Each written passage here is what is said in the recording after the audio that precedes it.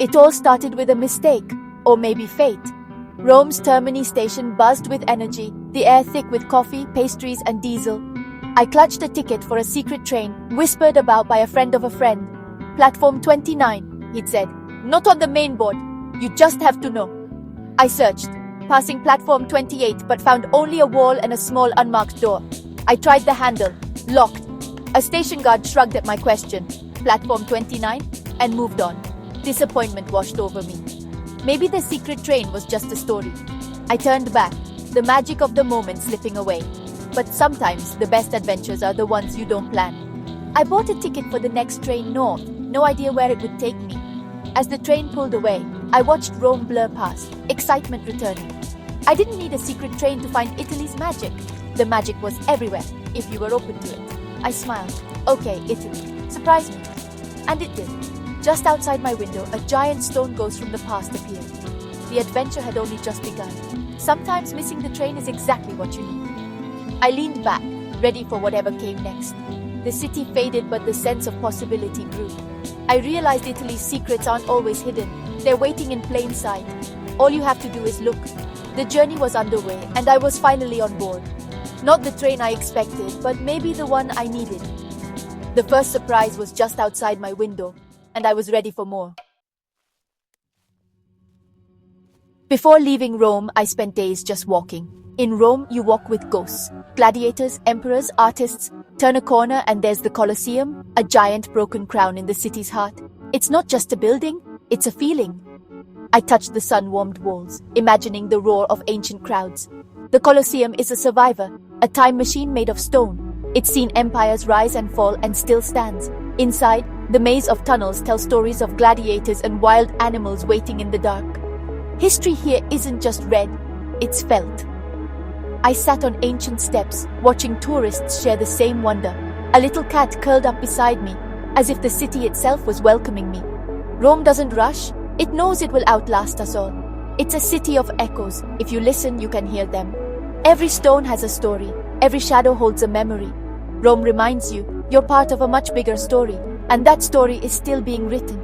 I left the Colosseum changed, carrying its echoes with me. Rome's magic lingers long after you leave. On the train north, I gazed out at the countryside, green, gold, and suddenly, stone giants. Ancient aqueducts marched across the fields, colossal skeletons from another age. I had to see them up close. I hopped off at the next stop, doubled back, and found the Parco degli Acquedotti. This wasn't a tourist trap. It was where Romans walked dogs and picnicked under history. The aqueducts towered above, engineering marvels that once brought water to Rome. Standing beneath an arch, I felt dwarfed, like standing beside a dinosaur's leg. The sun set, casting gold on ancient stones. Families picnicked, kids played, couples strolled, living history all around. This was Rome's secret, the past woven into daily life. I wandered for hours, grateful for the detour. The best discoveries are accidental. The aqueducts weren't on my itinerary, but became a favorite memory. Sometimes, getting lost is the only way to find what matters. With a heart full of wonder, I finally boarded a train north. The adventure was just beginning. Italy's secrets reveal themselves when you least expect it. You just have to be willing to take a detour. The stone giants faded behind me, but their memory stayed. Onward to the next surprise. Florence is a city where beauty is everywhere. Step out of the station and you're in the Renaissance. My first mission, Michelangelo's David. Pictures don't prepare you for the real thing. He stands under a dome, flawless, alive with tension and soul. For a moment you're right there with him, facing the giant. But Florence is more than one masterpiece. The Piazza della Signoria is an open-air museum. Statues, fountains, art at every turn. Sit with a coffee, surrounded by genius. The city feels like it was built to be beautiful. I climbed the Duomo's endless steps for a view over red roofs and the winding Arno. The city below looked like a living postcard. Florence proves beauty can last for centuries. Every street, every square is a gallery. I left the city center full, eyes, heart and soul. Florence is a feast and I savored every bite. Here, art isn't just in museums, it's in the air. The city itself is the masterpiece, and I was lucky enough to wander inside it. In Florence, I learned il dolce far niente, the sweetness of doing nothing. It's not laziness, it's savoring the moment. Old men chatting on benches, couples sharing gelato on church steps, masters of this art. I tried it myself. A quiet cafe, a perfect cappuccino, no phone, no book. I watched pigeons, listened to a fountain, saw a woman water her balcony flowers. Simple, quiet, wonderful. We rush through travel, checking sites off lists, but Italy teaches you to slow down. Lunch isn't rushed, it's an event, a celebration. I built this rhythm into my days, mornings for museums, afternoons for simply being. In those quiet moments, I felt truly connected to Florence. The art wasn't just in paintings, but in everyday life. A well-made coffee, a friendly conversation, a moment of stillness. This is the real Italian masterpiece. Sometimes, the best thing you can do is nothing at all. I learned to let the city come to me. And in that stillness, I found joy. Florence taught me to see beauty in the ordinary. The art of simply being is the sweetest souvenir. I carried it with me wherever I went next. Sometimes the most memorable moments are the quietest ones. In Italy, doing nothing is an art form. And I was happy to be a student. Nothing prepares you for Venice. A city built on water. A living dream. I arrived by train, stepped out, and there were no roads, just canals and boats. The Grand Canal shimmered, boats gliding past like a scene from a fantasy. Finding my hotel was an adventure. Venice is a maze of alleys and bridges. My phone's GPS was useless, so I put it away and let myself get lost. In Venice, getting lost is the best way to explore. Every turn revealed hidden courtyards, old churches, tiny mask shops. The main sights, St. Mark's Square, the Rialto Bridge, were stunning, but the real magic was in the quiet corners.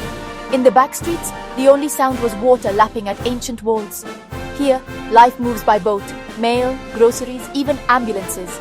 Venice is fragile, sinking as the water rises. There's an urgency to appreciate its beauty while it lasts. The city is more than a tourist destination, it's a floating dream. Every moment felt precious, every view a painting. Venice lives and breathes with the water. I wandered, grateful for every step. The city's magic is in its details.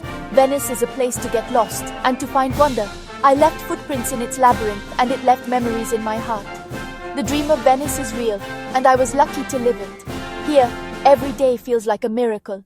And every night, the city floats on in your imagination. Venice is unforgettable. You can't visit Venice without a gondola ride. I found Marco, a gondolier in a quiet canal. Striped shirt, straw hat, a family tradition. We glided away, city sounds fading, replaced by the gentle splash of the oar. Marco pointed out hidden corners, shared stories you'd never find in a guidebook. Under a small bridge he sang, the soft, traditional Venetian song about love and the sea. The sound echoed off ancient walls, pure magic. For a moment I wasn't a tourist, I was part of Venice's soul. The ride ended too soon, but I felt changed. The gondola wasn't just a ride, it was a connection to the city's heart.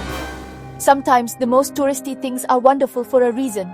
My serenade on the water was a memory I'll keep forever. After the cities, I craved nature, so I headed to the Amalfi Coast. The bus ride hugged cliffs above turquoise sea, every turn breathtaking. I stayed in Positano, a town you climb, not walk.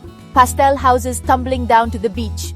The air smelled of lemons and flowers, the views pure heaven. My days were simple, coffee on the balcony, swims in the Mediterranean, fresh pasta and limoncello. Lemons here are huge, growing on cliffside terraces, a testament to local hard work. One day I took a boat to Capri, sailing past legendary rocks and into the glowing blue grotto. The whole coast felt like a work of art, sculpted by nature and time. Here, you remember how good it feels to be alive. The Amalfi Coast is a place to relax, recharge, and fall in love with life again. Every view is a postcard, every meal a celebration. It's a slice of heaven on earth. Sometimes the best part of travel is just being somewhere beautiful. And here, beauty is everywhere. My journey was ending, but Italy's story was just beginning for me. It started with a missed train, but led to ancient aqueducts, quiet piazzas, and a deeper understanding of this country. I saw the famous sights, the Colosseum, David, Venice's canals, but the real magic was in the moments between. A perfect cappuccino, a gondolier's song, a stranger's kindness. Italy is more than a place. It's a feeling, a way of life. The secret train was never the point. The real secret is that all of Italy is a discovery. Every street, every meal, every conversation is an adventure. You don't need a special ticket, just an open heart and a willingness to get a little lost.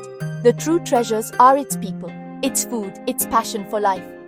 As I packed my bags, I felt grateful, not sad. This wasn't the end, just the first chapter. There are more places to see, more stories to live. Italy is a never-ending story, and I can't wait to read the next page. When a place makes you feel this alive, you don't say goodbye. You say, arrivederci, until we meet again. Italy stays with you long after you leave, and the adventure never really ends.